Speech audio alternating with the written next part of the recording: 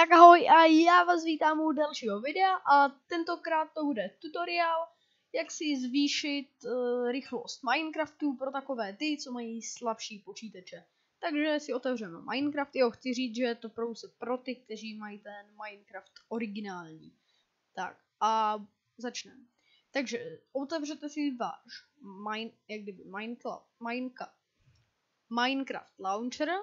A teďka tady vidíte profily, tak si zvolíte jeden, kde máte, to je vlastně úplně jedno.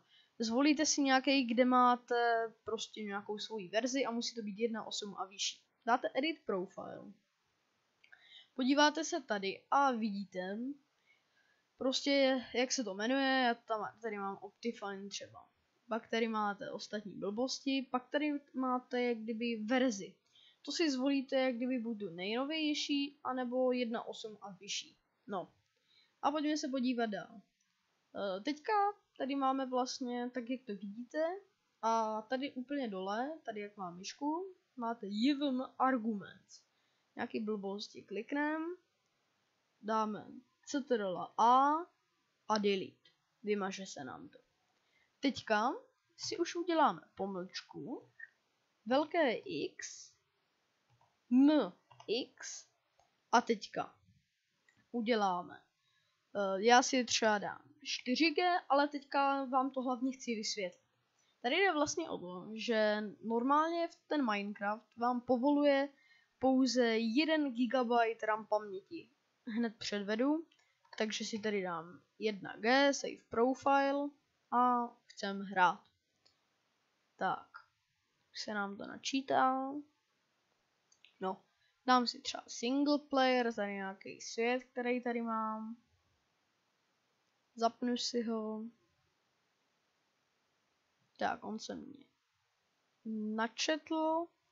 A teďka sledujte. Dám si F3 a vpravo nahoře, hned pod tím Java, to, co si je mem, dvojtečka, nějaký procenta, zase něco. A úplně to na konci je 910 MB.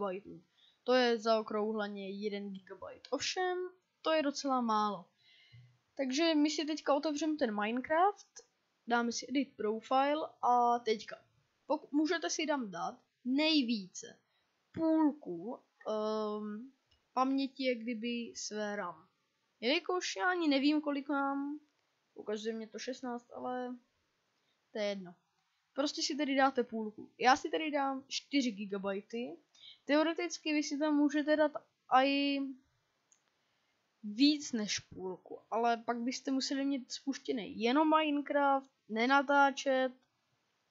A on by se vám pak načítal rychle a tak, jako, že třeba když máte 8, můžete dát 6 nebo no třeba 6.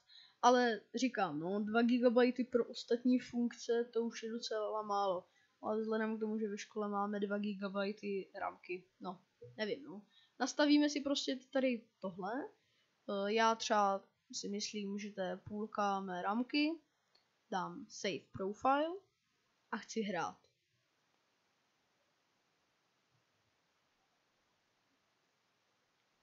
Natáčím s Bandicamem a ono to chce občas přeinstalovat, tak než jsem začal natáčet, tak jsem to musel nainstalovat.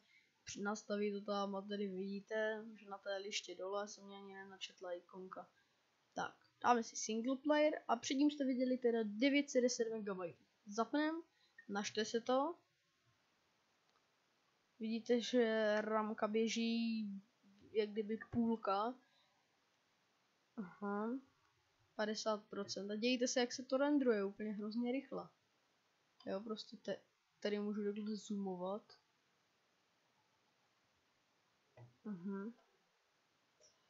No, zkrátka, ono, jako ty FPSka, to bude spíš pokles než nějaký zvýšení. Ale jak kdyby ten Minecraft se vám nebude sekat, bude se vám to líp renderovat a tak dál.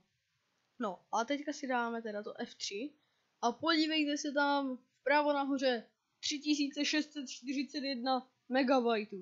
Oh. To je hodně, no. Předtím se využívalo někde 70% a teď se využívá už jenom 25, 26. Počkej, já tam mám pořád tu i7.